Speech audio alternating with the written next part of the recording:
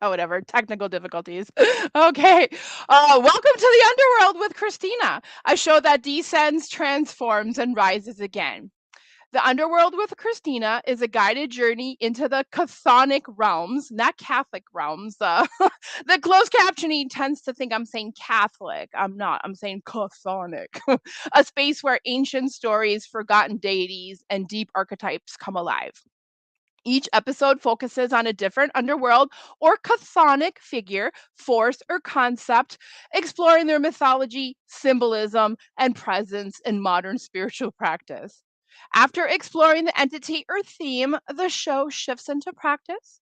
Depending on the episode, viewers may experience spell work inspired by the deity or the concept, ritual designed to help connect with the underworld current, guided journeys that invite personal insight, shadow work, or transformation. And the show frames the underworld not as a place of fear, but as a source of wisdom, rebirth, and magic. It's a space for seekers, witches, myth lovers, and anyone drawn to the deeper layers of the spiritual world.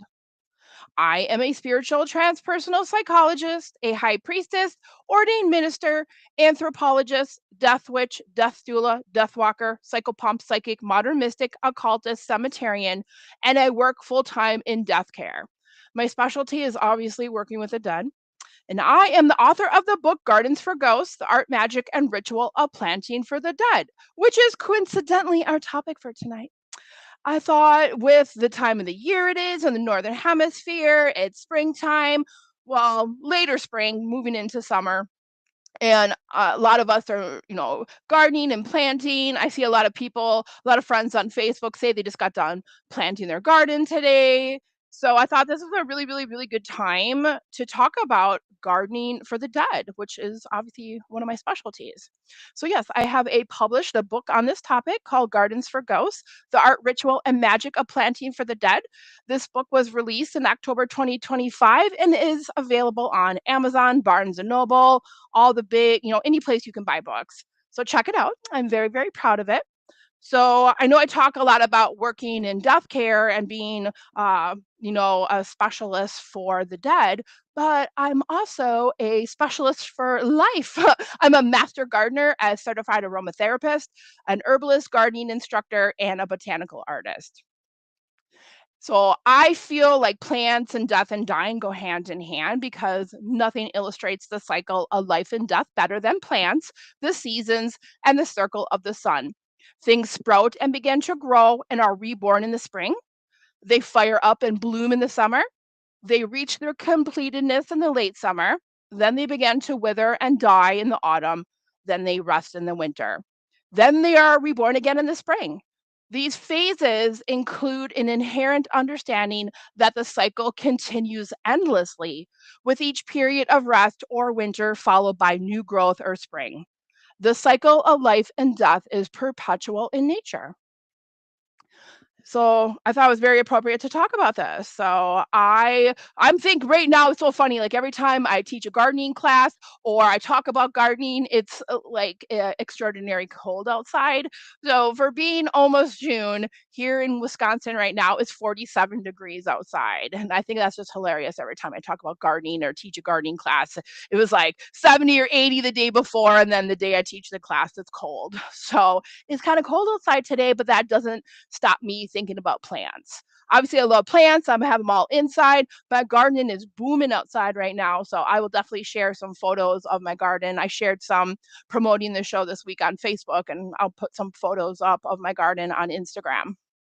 So I'm also very inspired to do this episode tonight because my friend Lynn, who works at in the cemetery, the death care industry too, but she works at different cemetery than me. She posted on social media the other day a picture of my book, thanking me for writing this book, and then a photograph of her memorial garden in process, and she called it a memory garden. So I was very inspired to talk more about that in the episode of the Underworld tonight about planting for the dead and memorial gardening and cemetery gardening. Also very inspired. So a couple weeks ago at one of the cemeteries that I work at, we broke ground for a pollinator garden. And a pollinator garden outside our chapel mausoleum window, which I'm calling the Legacy Pollinator Garden, definitely dedicating it to all of our loved ones who are laid to rest at the cemetery. And then I kind of want to follow up and talk a little bit about the psychopomps that I talked about last time. I know I focused on Greek mythology psychopomps, but there are so many different types of psychopomps. They're soul guides, and some different mythologies believe that pollinators, your bees, your butterflies, your moths, that they are also psychopomps. So I will talk more about in the episode tonight creating a what I call a psychopomp garden, which is essentially a pollinator garden. So when we think of pollinators like bees, butterflies, hummingbirds, they're tiny little workers of the earth. They sustain the very cycle of life and death, and that feeds us and colors our world. But here they also serve a second purpose. In their flight and in their constant movement, they remind us that life, even in its smallest form, is relevant, resilient, and persistent. I think it's very, very important to consider constructing or building a pollinator garden, whether you want to have a butterfly garden or what I'll talk about tonight, a psychopomp garden, because pollinators are the silent architects of our natural world. They facilitate the reproduction of over 80% of flowering plants, and approximately 1 out of every 3 bites of food we eat is because a pollinator had had put pollen, they'd done their job, they pollinated. The pollinators pollinated, and that is very critical in producing fruit and food. They support biodiversity by providing food and shelter for various wildlife, from songbirds to beneficial insects. And then many pollinator species, including honeybees, and monarch butterflies, are in steep decline due to habitat loss. So I definitely think we should be building and creating more pollinator gardens. Pollinator gardens also are really great for the environment, and they help prevent soil erosion and increase carbon and contribute to a more resilient local environment. So the legacy pollinator that I created at our cemetery is designed to be more than just a landscape. It's a community asset for connection and peace. It's a sanctuary for grief. It's a natural setting where families can go and process loss away from like traditional somber cemetery rows. It restores natural beauty. The presence of blooming flowers and active wildlife offers a sensory experience that can lower stress and provide a much needed mental reset. And nature has long, for thousands and thousands of years, nature has long provided a visual language for the journey of loss. Butterflies are seen as, like I said, psychopomps. They're also symbols of transformation and a symbol of the soul. Their journey from caterpillar to winged beauty mirrors the hope for spiritual rebirth or the endearing nature of a loved one's spirit. And then bees, also psychopomps, they represent community and industriousness. And bees remind us of all of our interconnectedness of all life and that small daily work required to rebuild after loss. And then I also think reblooming and blooming plants or that cycle of life again. That dormancy in winter and the blooming in spring serves as a really powerful metaphor for resilience and the cyclical nature of life. So, not just the cemetery garden or my friend Lynn's memory garden, but your own gardens in your own yard and your own property can absolutely be in remembrance of a loved one and living, breathing part of hope and of inspiration and of growth and of the future. So my book, Gardens for Ghosts, offers a comprehensive journey through the rites, flora, and design of mourning landscapes, beginning with a concise history of funeral flowers and Gothic cemetery gardening born of Victorian spiritualism. It delves into the underworld and chthonic deities from diverse cultures, then profiles the flowers, herbs, and other plants tied to death, the departed, graveyard spirits, and deities, including those prized for their black blooms and dark foliage that define the Gothic aesthetic. You'll discover how to plant both indoor gardens for the dead, like simple plots and cemeteries, to elaborate park style cemeteries and indoor cemeterians, which are little indoor cemetery terrariums that I like to put on my altar for the dead, my ancestral altars. And then I also talk about incorporating death, witchcraft, and sacred earth into your plantings, mastering the harvest and use of these botanicals and magic. My book also goes over suggested spell work and rituals for creating these gardens, all brought to life with inspiring photographs of modern gardening and botanical examples. This book is my legacy as a Gothic gardener, a testament to the alchemy of life and death, where darkness and decay intertwine with growth and renewal, creating landscapes that mourn the past even as they celebrate life's relentless emergence. So let's preview some of the different gardens I talk about tonight, and maybe you'll feel inspired to buy the whole book and learn more about different types of gardens for the dead and for chthonic deities. So basically, gardening for the underworld. So it is really important for everyone to understand that the association between flowers and the dead is at least, we have evidence that it's at least 60,000 years old and reaches back to the time of the Neanderthals. In the 1950s, a Smithsonian anthropologist by the name Ralph Solecki and a team from Columbia University excavated a cave in Iraq known as the Shanidar Cave, and they unearthed the fossilized bones of 8 adult and 2 infant Neanderthal skeletons, spanning burials from at least 65,000 to 35,000 years ago. And through soil testing that the anthropologists did by the burial sites, they found pollen in the graves. So they hypothesized that our Neanderthal ancestors, up to 65 to 35,000 years ago, had buried the dead with flowers. So for even before Homo sapiens sapien, before the species that we are today, we have largely associated flowers with the dead. So let me introduce a couple different types of gardens for the dead, and then I'll teach you how to do a little activation ritual to activate your garden and dedicate your garden. So I just want you to maybe ponder, think about, meditate a couple things before we move forward. Like if you want to plant a garden for the dead, who do you want to create a garden for? One of your loved ones in spirit, a friend in spirit, a family member, or a chthonic deity.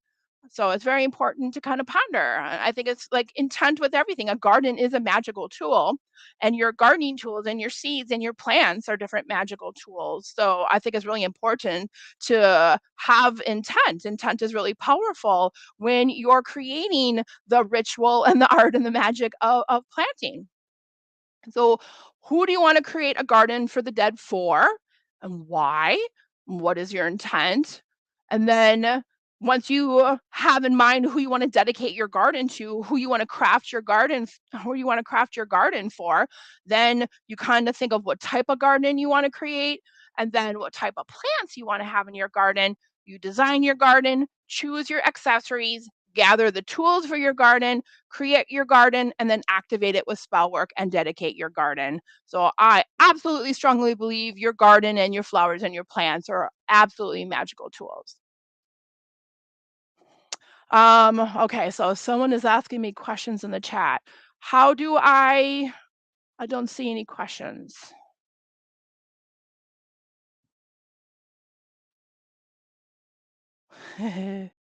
Someone's in the chat. Oh, here's the chat. I don't know. Help me. Okay. I see the questions now. Okay, awesome. Um, yes. I'm so sorry. I've never paid attention to the comments and chat here. Thank you, everyone. Awesome. Yeah, absolutely. Yay, Nyx the goddess for volunteering at the bee farm.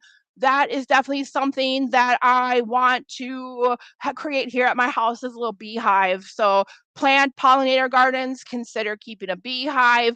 Consider taking classes for how I know how to be a beekeeper. You can definitely do it in an urban setting. I have a really good friend of mine here that teaches beehive classes in an urban setting. So, keeping bees is really magical. You can also like do butterfly releases, and I know some people that like I don't know what it's called. I don't want to say farm butterflies, but they like care for butterflies in their chrysalis cocoon stage and then like release them. So helping birth these pollinators into the world is, I think, just as important as planting for them. Mushrooms, are they good for gardens for the dead? Hell yeah, they are. Mushrooms are literally I think, a symbol of life and death and rebirth, because people not people, mushrooms like feed on decay and feed on the dead and spring forth new life. So I think it's a completely different type of like death and rebirth process, but absolutely they are amazing for gardens for the dead.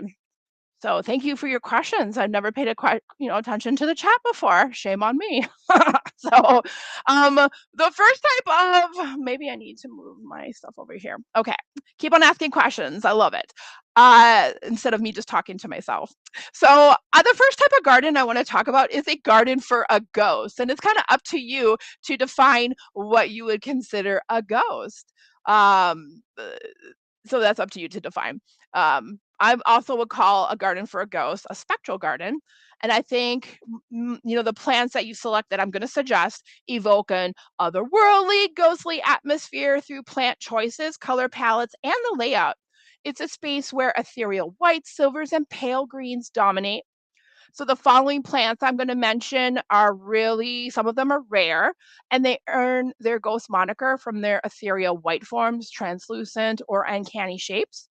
Each of these plants rely on specific fungal or pollinator partnerships, making them exceptionally vulnerable. Like we are when we're grieving and when we lose a loved one, we are vulnerable. So I think these gardens kind of reflect that. So seeing some of these plants in bloom is like glimpsing an apparition. It's rare, it's fleeting, it's unforgettable. So here in your garden for a ghost, I would recommend a ghost orchid, an Indian pipe. Those are really, really cool. Though they're not really a fern nor a flower, they are a type of an herb. A phantom orchid, a European ghost orchid, a ghost flower, a queen of the night cactus, a Jamaican ghost orchid.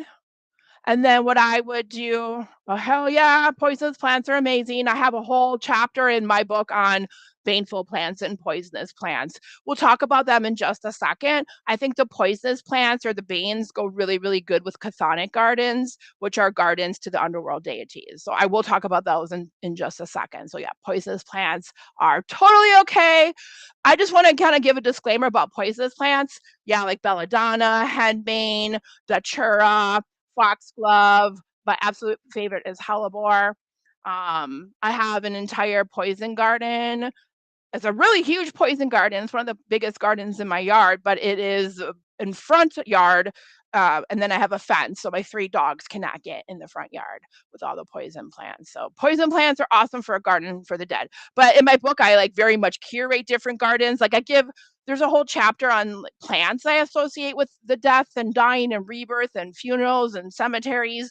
And then I go into like different types of garden design with some suggested plants. So these are just suggestions, just like in magic, people can like give you suggestions, but you put your own spin on this. You make your own garden.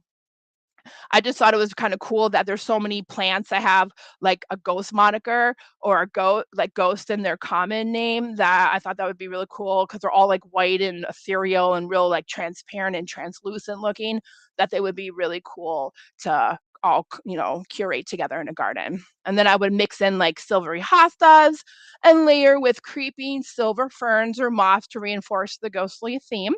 Consider white flower perennials such as lilies and white anemones mixed with silver or gray leaf plants like artemisia, dusty miller, and lamb's ear. You can also add in like pale foliage varieties, including chartreuse and cream variegated hostas, to add an additional eerie atmosphere to your ghostly garden.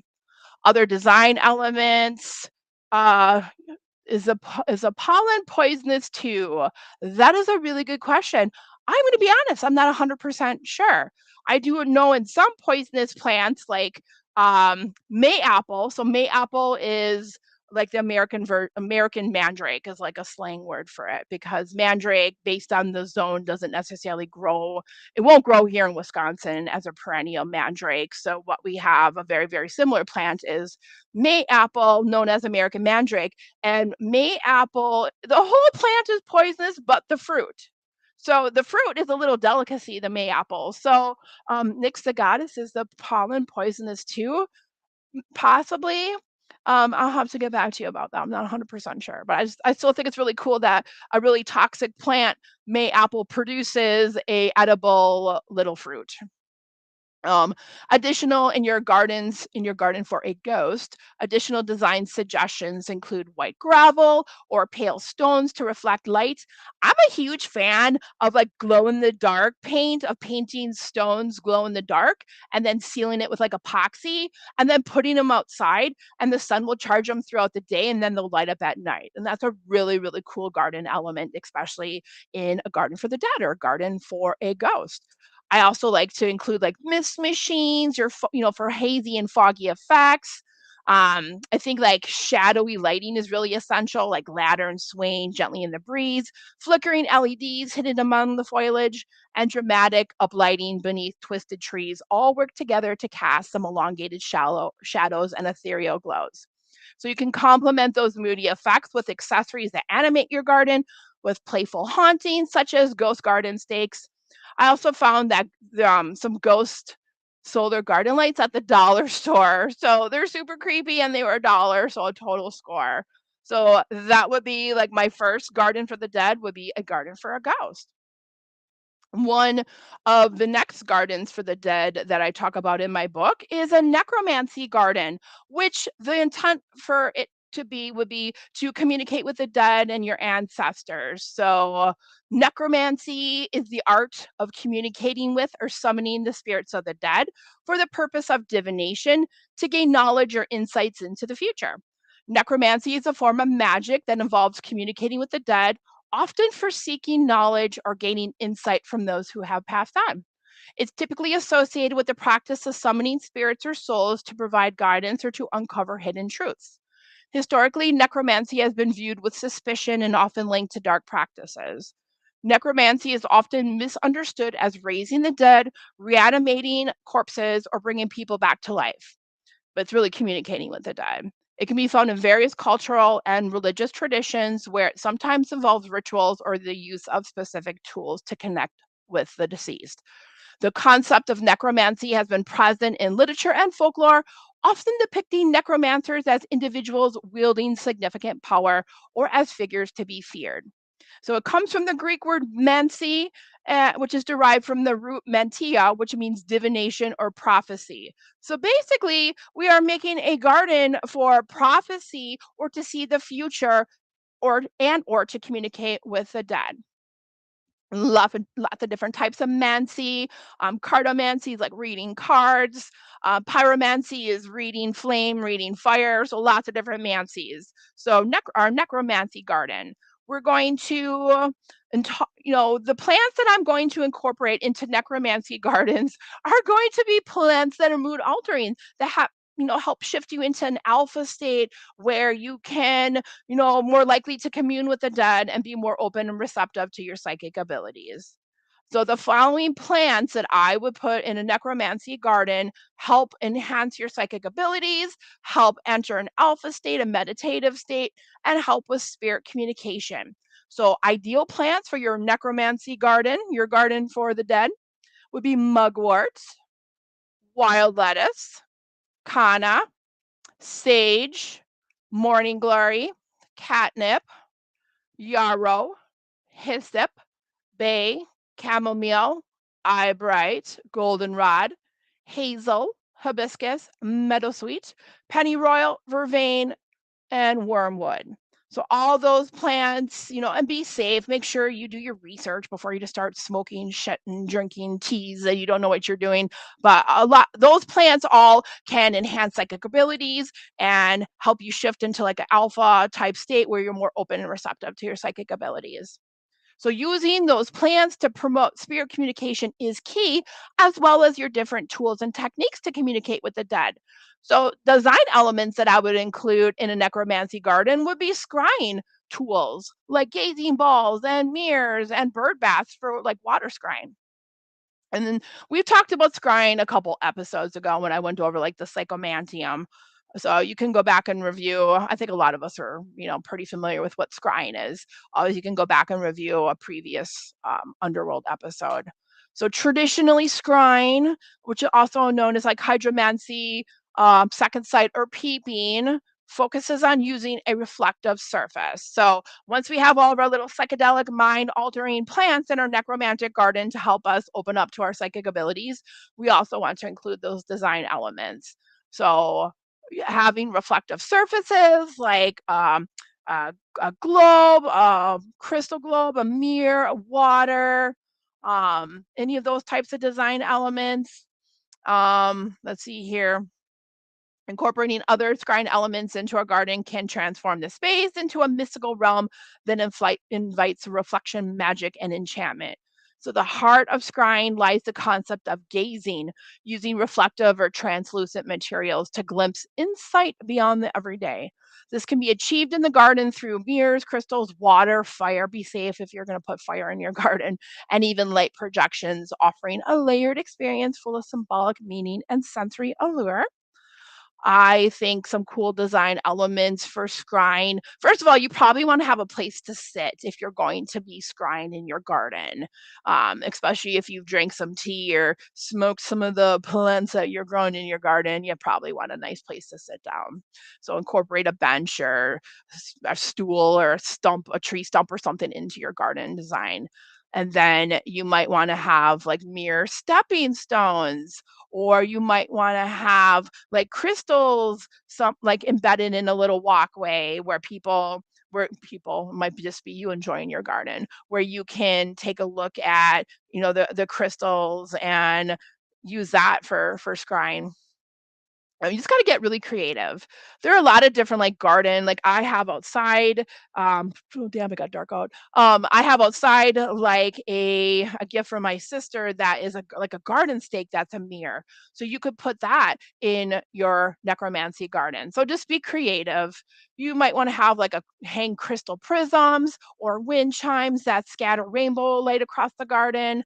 Like I said, a crystal ball in your garden.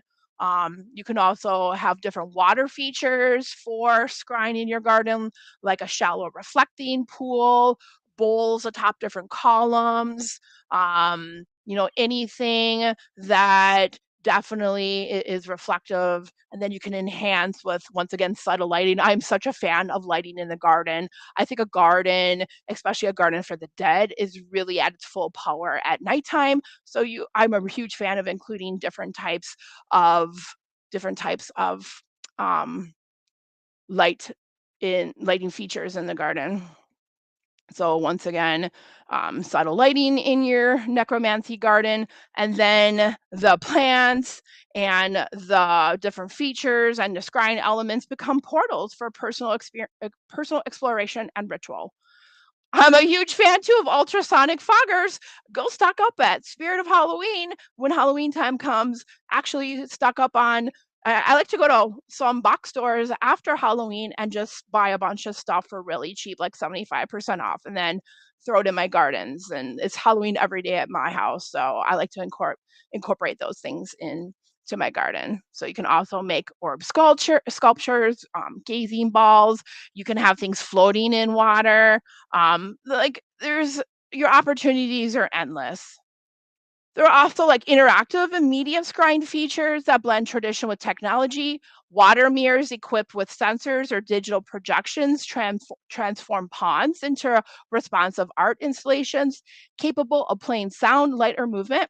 So you can have augmented reality overlaying with your choreographed fountain, and that can bring like theatrical enhancement, allowing visitors to experience a garden as both sanctuary and portal. I just want to give A shout out to the Victorian era. That is what has inspired my book and my gardening practice. A lot of people don't realize like Gardens for the Dead literally started in the Victorian era where they ran out of room for their to bury the dead in the cemeteries and they started burying the dead in public gardens. So in the Victorian era, that's before we had the internet and TV and social media, before before all that. So what people did for entertainment often besides going to like public executions, which was a thing for social, for fun and entertainment, they also would go to big elaborate gardens as what we would consider like a theme park now. So big, like shout out to big bold gardens and these gardens for the dead. You can make them, very neo-Victorian by having them be like larger than life and almost like a little theme park.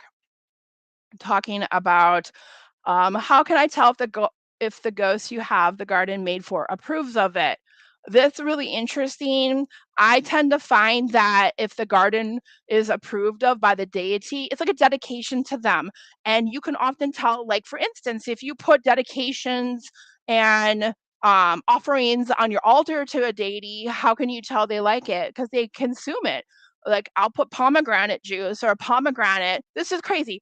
I put not really crazy, but I put a pomegranate on my altar to Persephone, and, like, the next day, it was sucked dry. It was, not rotten, but it was like she consumed the essence of it. So I think if a ghost or a deity or a loved one or an ancestor I talk about making ancestral gardens in my book too, based on, like, your different lineages. If they approve of it, I tend to find that the flowers, bloom quicker and fade quicker and drop their flowers quicker, which is, not so great for having a beautiful garden, but the garden is literally a dedication to a loved one in spirit or a deity. So if they like it, they're going to consume its energy, if that makes any sense at all.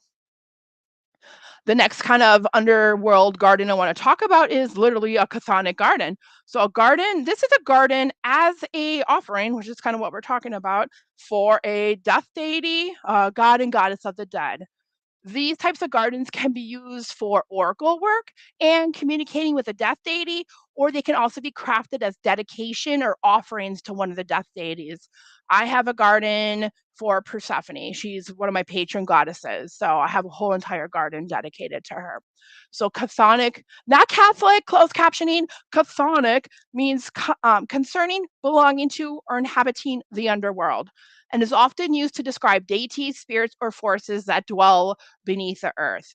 Other synonyms include infernal, nether, like the netherworld, subterranean, and the underworld. Since we're reaching towards the underworld, these gardens are best created by digging a trench or a pit into the ground and then placing the plants and accessories into the pit. Unlike other altars, which are typically placed up high, chthonic altars are placed on the ground or into the ground through like a pit. So feel free to integrate a chthonic altar into your chthonic garden. Feel free to include statues and other iconography of your deities in their gardens. I think they're really going to love that. Many are also associated with animals, so animal statues and art are also very, very welcome in chthonic gardens. The best plants for chthonic garden, answering your question, Nyx the goddess, are poisonous plants, the banes.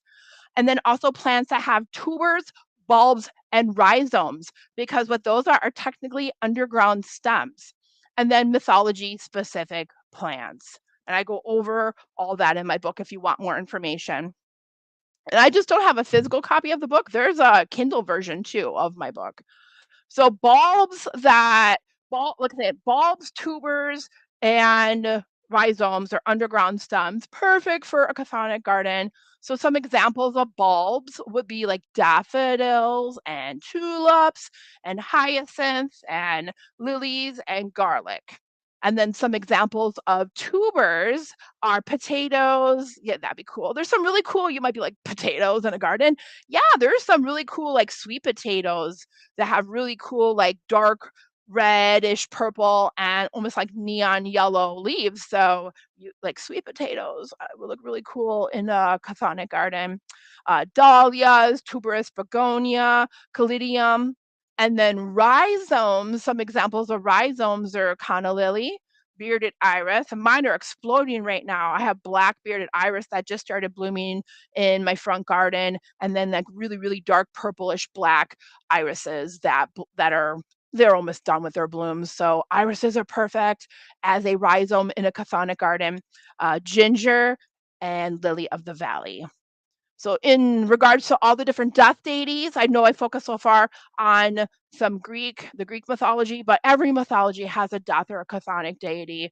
So research their mythology, research the different deities. You know, like say you want to do one for Santa Muerte, research her mythology. What themes and seasons and flowers and herbs and plants are associated with them. All plants have gods who love them and have affinities for them. Some of these affinities are recorded in folklore, some are not, and some must be discovered by your own experience through journeying, meditation, divination, oracle work, and your own intuition. Here's just a couple examples of some death and underworld deities from around the world and different plants associated with them. Since I already mentioned Santa Muerte, also venerated as Nina Verde in Mexican folk Catholicism, is honored. Here I said Catholic for the first time ever in my show, Catholicism. Mexican folk Catholicism is honored with corn for abundance, juniper for purification, rosemary for remembrance, and sage for protection. Absolutely, black roses are okay. These are, once again, these are just some suggestions. You can put whatever you want in your garden. This is your magic. These are just my suggestions. You listen to your intuition and you make your garden look and have whatever plants you want in it. I think any black plant. And, get my book. You would be amazed how many black plants there are, how many black herbs there are. There's a shitload of black plants. So some you probably had never even heard of or realized. I'm obsessed with the black plants, obviously. Um, Obviously, Hecate is a chthonic deity, and typically she's associated with. I'll do a whole episode on her garden, but some plants that she's associated with is like belladonna and henbane and dittany of Crete and hellebore. Persephone, my garden to her has black tulip, black hyacinth, has daffodils, and has snowdrops. Because snowdrops are some of the first plants to come up in the northern hemisphere. Some of them come up when the snow is on the ground, hence the name snowdrops. So I think Persephone literally embodies spring as she emerges from the underworld. So I have snowdrops in my garden to her. The Morgan from Irish Celtic mythology, mugwort for divination, yew for guiding souls, and dragon's blood to amplify her power. Oya, Orisha of windstorm, and she is a keeper of all cemeteries in different African, Caribbean traditions. Camphor, anise, cinnamon, carnations, calamus, hibiscus, and geranium would be some suggested flowers to have in a chthonic or an underworld or a death garden for Oya. Um, Hades, and I could go on and on and on, and I have a whole chapter in this in my book. So Hades, jasmine, the night blooming kind, so jasmine sandback, which is like the most amazing plant you're ever going to smell in your life. Obviously, pomegranates, which, depending on where you are in the world, I cannot grow pomegranate in Wisconsin. So, cypress trees, mint, narcissus, which is a variety of a daffodil, hemlock, rue, black roses, and poppies. So those are just some examples. Definitely wear gloves when you work with poison plants. I poisoned myself twice like a stupid idiot. I poisoned myself last year for I have not camphor, castor oil ricin. Like if you're familiar with Breaking Bad, like ricin, they talk a lot about in there. They make little ricin cigarettes in Breaking Bad to try to kill people, that sort of stuff. So I had a ricin plant or castor plant and several of them in my garden, and like a leaf had broken off. So I went to like deadhead it, and I got the sap all over my hand and I poisoned myself. So that is a whole nother story for a whole nother day. I didn't do it once, I did it twice. So definitely wear gloves. I mean, don't fuck around with the poison plants. Wear gloves, wear a mask. Some like henbane, their smell can be very narcotic. So just be very, very careful. Um, a couple more underworld deities here. So Hel, the Norse goddess of the underworld. Some plants associated, if you want to make a garden to her, would be sycamore as a tree of spirits, Yule's for you for soul, Uyew for soul's passage, wormwood for banishing evil, and belladonna for visions and necromantic rites. So find whatever, dedicate your garden to a deity, a chthonic deity, a death and dying deity, but make sure you research their mythology and pick plants that they're attracted to, that they have an affinity to. And I think one of the last gardens I want to talk about is a psychopomp garden, which is what the whole last episode was dedicated to. So, soul guides. A psychopomp, once again, is a guide whose primary role is to escort souls to the afterlife. They also assist in navigating various life traditions like birth, transitioning to a new job, a new role, like being a mother, being when we're born, getting married, whenever you have a new kind of stage in your life, they're present.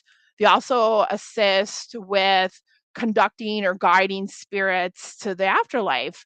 And pompous, psychopomp comes from the Greek word pompous, which literally means conductor or guide, and then psyche, which means breath, life, soul, or mind.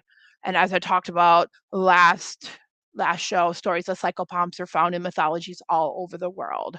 So we focus on psychopomps being Hermes and Hecate and Persephone and the Fates and so forth. But they appear as lots of different versions and lots of different mythologies. And at the beginning of this episode, I had talked about bees and pollinators and butterflies and bats being examples of psychopomps.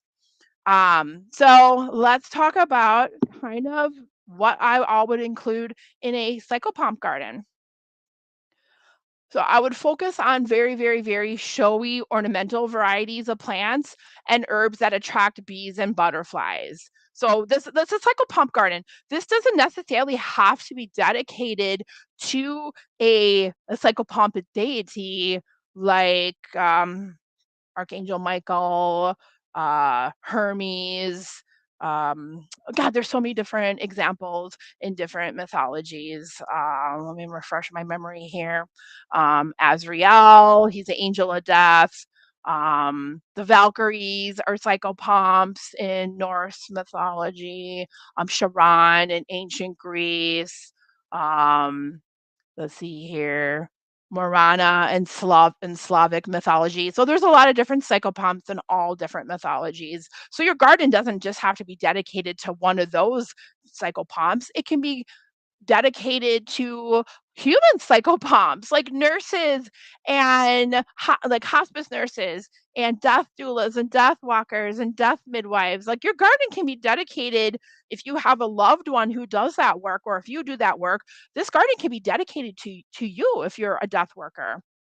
First of all, like we already talked about, consider becoming a beekeeper, not just planting not just planting gardens for bees and butterflies and pollinators, but also doing other behaviors that can increase their lifespan. So consider becoming a beekeeper. Respect the bees and leave their hives alone. Embrace weeds. I hate when people are like, oh, that's a weed, that's a weed. A weed is just a plant growing where you don't want it to be growing. A lot of us are taught that weeds are bad. They're not. Their presence in nature actually indicates that something's off balance and like the soil quality. So the plant shows up to help balance the soil quality and bring in a nutrient that was maybe lacking. A lot of weeds also have medicinal properties. So they're, like I said, they're just plants growing somewhere you don't want them to be growing. Use natural and organic gardening methods like natural fertilizers like guano, kelp, and blood meal. Use natural pest deterrents like neem oil and essential oils of lemongrass and citronella. Pull weeds by hand. It's great exercise and it's great stress relief. I always think of when I'm weeding, I'm popping someone's head off that I don't like. So you can make weeding into a form of magic and spell work. It's also a great way to connect with nature.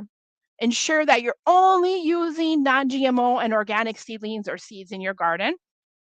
Plants from greenhouses may often be treated with pesticides and chemicals. And then plant organic herbs that, attract bees and butterflies. like milkweed and catnip and bee balm, lavender, echinacea, sage, wild marjoram, creeping thyme, anise hyssop, and any native plant. Go find yourself a native plant nursery in your area and support them. Buy all the native plants. Native plants absolutely support our pollinators. They support our wildlife. They're hardy, pest resistant, drought resistant.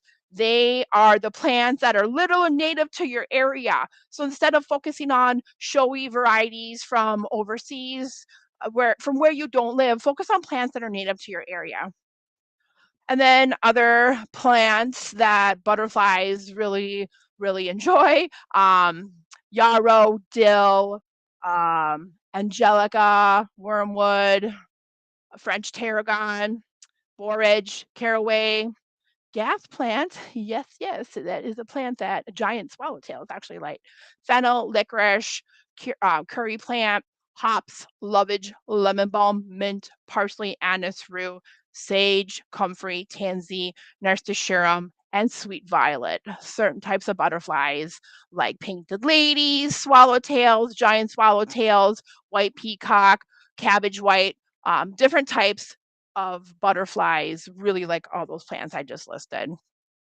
Plant nectar rich plants like yarrow, anisetum, chives, angelica, chamomile, cilantro, heliotrope, which is another plant that smells amazing.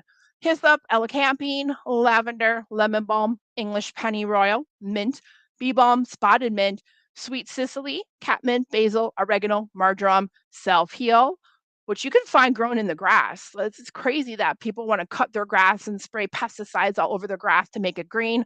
Like grass is toxic for the environment in so many different ways. It's a unhealthy monoculture. So if you really take a look at your grass, you'll have things growing in there. Like right now, where I have growing in Wisconsin, I have little violets, all different types of little violets. Clover and self heal is growing in my garden, and that's an amazing plant for magic and for herbal healing. But it's also a really great plant for butterflies and pollinators.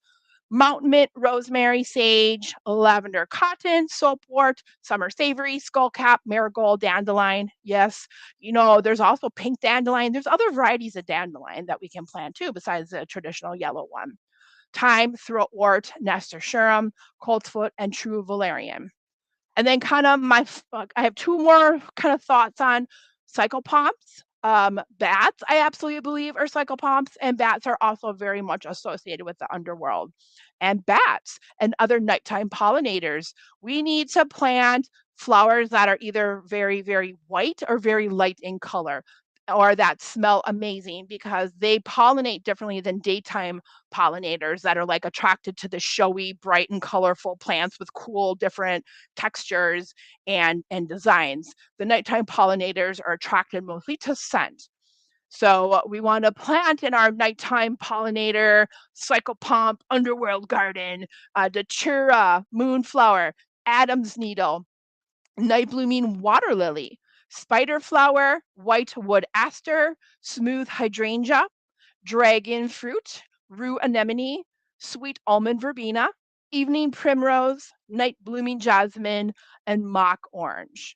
And then a couple other design elements, maybe build a pond or another water feature in your night blooming psychopomp garden. All the ones I just listed, bats like. Let your garden go a little wild, put up a bat box, definitely create linear features like hedgerows and tree lines, reduce artificial lighting, and then keep cats indoors at night. Or I have a neighbor, I'm sorry, I despise outdoor indoor cats. Like I think cats are also a very invasive species and little murderers. And I can hear my neighbor's cat out. Like I have a cat, he stays inside. My neighbor's cat is a little murderer that goes inside, and I can hear at nighttime the cat's killing creatures. So that just pisses me off. So, anyways, if you want to have a nighttime blooming garden for the dead that attracts bats, keep your fucking cats inside. The last psychopomp I want to talk about is a firefly. I don't know about you, but if you've ever seen a firefly, it's incredibly magical experience. They are just amazing. And when I was a little child compared to now, you don't see many fireflies. And if we keep it up with pesticides and not encouraging pollinator habitats, then we're not going to have the really amazing firefly anymore. So to have encourage habitat for fireflies, they really thrive in moist, undisturbed environments with lots of shelter and food sources for their larvae. So some plants that really encourage them to kind of take shelter in your yard would be some ground and cover grasses like eastern garma grass, switchgrass, inland sea oats, big blue stem, and blue grama. And then wildflowers and perennials that attract them, fireflies would be goldenrod, wild bergamot, Joe pieweed. I cannot wait to see what the closed captioning is saying about all these plants I'm naming. I'm not giving the Latin name because that would be really funny. Yeah, lightning bug. Yeah. The lightning bug or fireflies really, really, really like the plants I'm talking about. Swamp milkweed, evening primrose, purple coneflower, black-eyed Susan, boneset, and then different trees that offer shade and literally for their larvae development would be buttonbush, coralberry, sycamore, pecan, and pine trees. And then a couple other things to boost their firefly habitat would be, once again, avoid pesticides, chemical fertilizers, keep an area of your yard really damp, or add a rain garden. Let litter leaf and mulch accumulate naturally, and then once again, reduce that artificial lighting at night, which is complicated if we want to, have lighting features in some of our gardens and then not have artificial lighting in other parts of our gardens to attract different types of energies. So just plan your garden. Sketch out your garden on a big piece of paper. Put your house where your house is, your garage, um, your walkways. Put all that. You can absolutely, if you live in a condo, an apartment, you can absolutely have window gardens and you can have porch gardens and all that sort of stuff too. So you definitely can have a garden no matter where you live in the world. It just takes a little bit more creativity. Let's see here. And then kind of the last thing I want to talk about is something I'm obsessed about. There was a lady who lived pretty close by to me when I was growing up. That garden came up in stages. Like first all her daffodils came up and then they died back to the ground. And then all the tulips came out and they died back to the ground. And then, the next layer came up. And I've been obsessed with an ever blooming garden for my entire life. So I have put together an ever blooming garden, ever blooming memento mori garden, combining plants that are associated with death, dying in the underworld, and chthonic deities that, seasonally that will continue blooming all year round, including giving you some winter landscape. So you can combine all these together in a garden to have a garden that's blooming the whole entire year, every single season. So your early spring blooms, which are probably a little too late to put in the ground now, based on where we are in the world, but these are things you can plant in the fall to come up again in the springtime. And I think we always have to be thinking about gardening as like a cyclical nature and planting those fall blooming plants in the spring and planting those spring blooming plants in the fall. And a lot of these are bulbs and tubers and rhizomes, so they're very much associated with chthonic figures in the underworld. So your early spring blooms would be daffodil, cowslip, anemone, hellebore, snowdrop, snake's head fritillary, which is a really cool looking plant, iris, and pussy willow. And then late spring flowers would be red poppy, which is very much associated with this time of the year. Yeah, I have the whole poem dedicated to the red poppy. It's largely associated with military and valor and those soldiers who died in World War I. In Flanders Fields this is a very famous poem about the red poppies and soldiers dying during World War I and how their artillery kind of churning up the soil and the soldiers dying and decaying kind of sprang forth the red poppies. So red poppies literally symbolize death and dying and decay as they mysteriously bloomed in Flanders Fields during World War I. So late spring flowers besides red poppy, asphodel, perennial carnation, bleeding hearts, columbine, allium, and lily of the valley. And once again, we're planting all these or certain ones in each category to have a garden that blooms all year round. And then early and midsummer spectacles would be black rose, white lily, gladiolas, orchids, lavender, sweet pea, foxglove, snapdragon, black petunia. Once again, all these plants in some way, shape, or form are associated with death, dying, grief, healing, and the underworld. Your late summer through fall plants would be marigold, goldenrod, red spider lily, chrysanthemum, enchanter's nightshade, zinnia, dahlia, black-eyed Susan, sedum, the autumn joy version, and cosmos. And then your winter interest plants for a memento mori garden would be holly, yew, yew, cypress, Christmas rose, winterberry, snowdrop, witch hazel, and mahonia. So all of those are creating an ever blooming garden with plants that come up every single season to have a 365 days of the year garden in bloom. And that's all those plants are associated with death and dying. Um, we're at almost an hour, so I think I should probably start to wrap this up. But I have a whole chapter on different accessories for memento mori, for gardens for the dead in my book. So definitely gonna encourage you to check that out.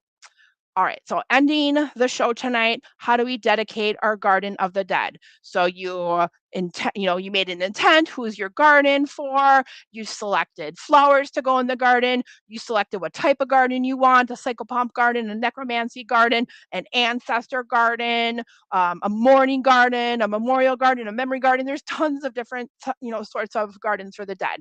You select what kind of garden you want, and then how are you going to design it? How are you going to style it? And then once you're all done planting it, you're going to dedicate your garden. You're going to cleanse the ground. So preparing the soil both physically and spiritually assures old stagnant energies are swept away before inviting in the dead. I definitely kind of do the cleansing of the ground ritual around the next dark moon while the veil is thin in folklore. And then your physical clearing, once again, there's a three-part step here of dedicating your garden. So we're talking about cleansing the ground. So physical cleaning, like removing weeds and fallen leaves and broken twigs, and you want to rake in spirals outward to symbolically draw impurities up. And then turn the soil gently with a fork or a spade, enough to kind of wake up the garden without disturbing the different burial layers. And then you want to purify it spiritually by casting a circle of sea salt or burnt ash or black salt around the perimeter of your garden to repel unwanted spirits and energies. Also, feel free to burn it, whatever your tradition is, any sort of cleansing herb for smoke to clear away counterclockwise the different stagnant energies in your garden. And then if you're near running water, you can sprinkle your running water, your creek water, or you can gather rainwater or moon water at midnight to kind of invoke the ancestral flows of energy to cleanse your garden. So we're cleansing the ground both physically and spiritually. And then you're going to consecrate the garden. So that dedicates the garden, the space to your ghost, your chthonic deity, your ancestor, your protective spirits. By consecrating the ground, you're making it hallowed ground. So cast a sacred boundary, whatever your tradition is, using, a staff, a wand, an athame. Trace a circle or a spiral from east to south to west to north, returning to the east. And then at each quarter, you can face that direction and sprinkle consecrated water, moon water, herbal oil, whatever your tradition is, and speak an invocation like by sea and sky, earth and flame, I hail the watchful dead. This ground I make sacred, hallowed by their name. And then you can call in the guardians in your traditions, or the four winds, or the Celtic four treasures like sky, sea, land, and the underworld, alongside your household spirits, your spirits of the land, or your ancestors. And visualize a ring of ancestral light rising from the soil, binding the space in a web of remembrance. And then you seal the consecration by putting four memorial stones, one at each compass point, and I would anoint it with like elderflower oil or salt, or you can inscribe it with a family sigil or crest or rune or a name. And then in the middle, a central stone. So I put four stones east, south, northwest, and a central stone in the middle with an offering bowl or a libation bowl to offer mead and wine or honey or sugar or candy or whatever, or bread, to the ancestors and the energies and the watchful dead that are consecrating that ground. And then the final step is to dedicate it to the dead. So we cleanse, we consecrate, we dedicate. So dedicating the garden transforms it into an active memorial and a meeting place for souls and spirits. So once again, take time to define exactly who you wish to dedicate this garden to what spirit, to what deity, to what ghost, and why are you seeking to dedicate this garden to them? And then state a concise statement of your intent out loud. And then I would get seasonal offerings to the dead, your dead, your beloved dead, bread, cakes, roasted venison, traditional foods in your family or whoever you're giving the offerings to. And you can scatter marigold petals or yarrow, plants that are traditionally said to guide souls around paths or around plantings. And then your ancestral spirits may be welcomed home with full cooked meals or family mementos. I would encourage you to consider planting as part of your dedication to the dead some calendula, pot marigold around your four cardinal stones and your fifth one in the middle. Plant rosemary, yew, sprigs, or autumn crocus and drifts to draw ancestral presence. Consider placing living memorials. I'm a huge fan. For Father's Day at our cemetery, we're going to do a tree planting event. So I'm a huge fan of living memorials, especially as trees, ash, elder. I love that because that really, connects you their roots to Celtic underworld lore. And then a final invocation: light a single black or dark purple candle at dusk, stand in silence until the flame casts ancestral shadows, and then speak your dedication. Spirits akin and kind dwell here among these living roots. Teach us, guard us, walk these paths until veils renew. Let the candle burn a half hour, then extinguish it with earth. Don't snuff it out. Like use some dirt or snuff it out. Don't stuff it out. Use earth or salt to put the candle out, and then return it to the ground that it consecrates. Bury your candle into the ground. And then there are some things beyond the ritual that you can do during different Sabbats to maintain the garden. So during, from like Imbolc to Beltane, you can give fresh offerings or new plantings. At Samhain, you can invite family and friends to leave tokens like ribbons, feathers, written prayers to strengthen communal bonds. And then definitely, I encourage you to always keep a journal or a spirit log or a book of mirrors or a book of shadows to record dreams and signs you perceive in the garden. And that just deepens your dialogue and your connection with the dead. Um, can you please answer the last question before you go? What can you plant that helps replace pesticides but does a similar job like them? Mints, marigold and mints really kind of repel pesticides. Any herb, like, don't be afraid to interplant. Think outside the box. I think people get really boring. Like, don't even get me started on how boring I think hosta only gardens are for shade gardens. There are dozens of plants that like it in the dark that will thrive in the shade. So I think don't be afraid to interplant like herbs in with your flowers. I have kept my like pests away by planting basil and mints in garden, with my flower garden. Like I said, I talk about in my book, there's a whole chapter on the black flowers and black plants, and there's a lot of black herbs that are highly aromatic that you can interplant in your gardens for the dead. So I would focus on highly aromatic herbs are going to keep away pests. So you can use those instead of pesticides. I also want to point out two more things, and then I promise I'm done. I have another podcast on Spotify called Garden Goth, in which I focus primarily on counterculture gardening. And I have all my podcast episodes are either me interviewing a like counterculture or punk rock gardener, or me talking about different types of gardens. So check out Garden Goth on Spotify if you really like the plant information I'm giving. And then one final little toot toot here for my book, Gardens for Ghosts, Art, Ritual, and Magic of Planting for the Dead. If you like this content, then, check out my book because it goes into much more detail on different plants and gardens and rituals and death witchcraft and garden design and gardening 101 and poisonous plants. So I'm really, really proud of this book.